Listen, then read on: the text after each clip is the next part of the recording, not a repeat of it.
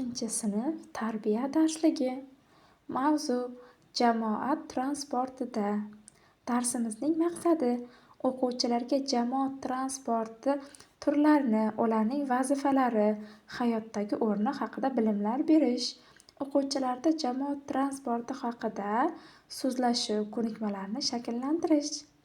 Tarbiyaviy maqsadi: o'quvchilarni jamoat transportlarida odobli, e'tiborli va tarbiyali bo'lishga o'rgatish. Keksalarga, nogironlarga va bolalarga hurmat bilan munosabatda bo'lishni targ'ib qilish. Rivojlantiruvchi maqsadi: o'quvchilarning og'zaki nutqini, eshitib tushunish, so'roq berish va javob berish ko'nikmalarini rivojlantirish. Nutq faoliyatini muloqot, dialog tuzish va shu kabi vazifalarni yuklaydi. O'quvchilar hamma darsga tayyormi? Kayfiyatlarimiz a'lomi? Bugungi mavzumiz jamoat transporti hisoblanadi. Bu mavzu yuzasidan matn berilgan ekan. Keling birgalikda bu matnni o'qiymiz. Sarvar bilan Shuhrat avtobusga chiqishdi. Qarashsa, avtobusda bo'sh joylar ko'p ekan. Ular 7 bekatdan keyin tushishlari kerak edi. Shuning uchun o'rindiqqa o'tirib olishdi. Yo'l-yo'lakay avtobus odamlar bilan to'ldi. Ko'zingni yum, o'zimizni uxlaganga solib o'tiraylik. Bo'lmasa kattalarga joy berish kerak bo'ladi, dedi Shuhrat. Bo'pti, dedi Sarvar. Ikkovi ko'zini chirt yumib ketaverdi. Bir mahal ko'zlarini ochib qarashsa, tushadigan bekatidan o'tib ketishibdi. O'quvchilar, bolalar to'g'ri ish qilishdimi? Shuhrat va Sarvarning qilgan ishlarini baholang. Nima uchun ular kerakli bekatdan o'tib ketishdi? Chunki ular hiyla qilmoqchi bo'lishdi. Lekin bu o'xshamadi, o'zlarining zarariga ishladi. Ularning yolg'oni nimalarga olib keldi? Demak, o'z bekatlaridan o'tib ketishiga. Ularning o'rnida siz bo'lganingizda nima qilardingiz, aziz o'quvchilar? Siz ham kattalarga joy bermasdan ko'zingizni yumib uxlab o'tirarmidingiz? Yo bo'lmasa, kattalar va yosh farzandli ayollarga joy bergan bo'larmidingiz? Barakalla, har doim kattalarga joy berish kerak. Aziz o'quvchilar, darsligimizga e'tibor beramiz. Bu yerda jamoat transportida yo'lovchi o'zini qanday tutishi kerakligini aniqlang deb gaplar berilgan ekan. Gaplarga e'tibor beramiz. Avtobusni iflos qilish. Bu to'g'rimi, aziz o'quvchilar? Ha, albatta bu noto'g'ri. Har doim tozalikka e'tibor berish kerak. Odamlarni turtib itarib o'tish. Bu to'g'rimi? Albatta bu noto'g'ri. Odobli bo'lish, rahmat, iltimos deb muomalada qilish. Ha, albatta har doim rahmat va iltimos so'zlarini ishlating. Esnaganda, yo'talganda, aksirganda og'izni yopish. Chunki avtobusda odamlar ko'p bo'lganligi sababli har doim og'zingizni yoping. Esnaganda, aksirganda va yo'talganda.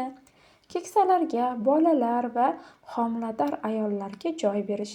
Albatta, o'zingizdan kattalar, homiladorlar va yosh bolalilarga joy bering. Birovning oyog'ini bosib olsa, uzr so'rash. Albatta, agar bu ishni qilsangiz, uzr so'rang, aziz o'quvchilar. O'quvchilar, rasmga e'tibor beramiz. Avtobusda siz tengi yosh bola o'zidan katta insonlarga joy bermoqda. O'quvchilar, keyingi suratga e'tibor beramiz. Bunda nima tasvirlangan? Bunda metro, ya'ni yer ostidan yuruvchi metroning surati tasvirlangan. O'quvchilar, darsligimizda metro haqida qiziqarli ma'lumot berilgan ekan. Metropoliten yoki metro tezyurar temir yo'l transportidir. Bu shahar jamoat transportlarining bir turidir. Odatda metro poyezdlari yer osti temir yo'l izlaridan harakatlanadi. Ammo keyingi yillarda metroning yer usti yo'llari ham ishga tushmoqda. Demak, o'quvchilar, metro faqatgina yer ostida emas, balki yer ustida ham harakatlanar ekan. O'quvchilar, metro haqida qiziqarli fakt. Metrolarning birinchi 6 kilometr yo'l Londonda qurilgan. U 1863-yilning 10-yanvarida ishga tusha boshlagan. Bu ma'lumotni albatta xotirangizda saqlab qoling.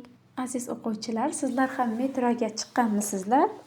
Metrodan foydalanish qoidalari berilgan ekan. Yo'lovchilar majburiyati, yo'l haqini to'lashi, eskalatorning tutqichidan ushlab, o'ng tomonda turish, poyezd to'liq to'xtamaguncha platforma chizig'idan o'tmaslik, vagonda keksalar, bolalar va homilador ayollar uchun joy berish, vagonning eshigiga suyanmaslik, yo'lovchilarning kirish-chiqishiga xalaqit bermaslik. Demak, bu yo'lovchilarning majburiyati.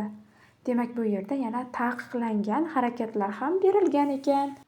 Turniket va to'siqlarning ustidan oshib o'tish, eskalatordan yugurish, uning zinalariga o'tirish, vestibyul, o'tish yo'laklari, bekatlar, platformalarni hamda vagonlar salonini iflos qilish. Bu taqiqlangan ekan, aziz o'quvchilar. Bu ishlarni zinhor qila ko'rmang. O'quvchilar, velosiped minishni yoqtirasizmi?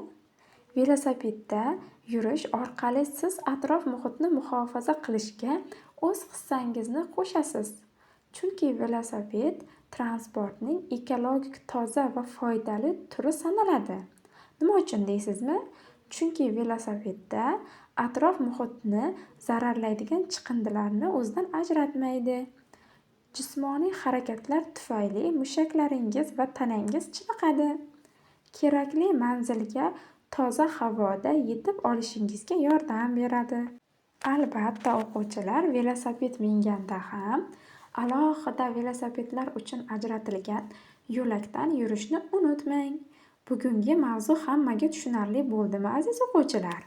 Tushunarli bo'lgan bo'lsa bugungi mavzu, uyga vazifani daftarimizga belgilab olamiz. Zamonaviy yoki qadimiy transport turlari haqida qisqacha hikoya tayyorlang. Demak, o'quvchilar, o'z hikoyangizni yozasiz va unda zamonaviy va qadimgi transport turlari haqida ma'lumot berasiz.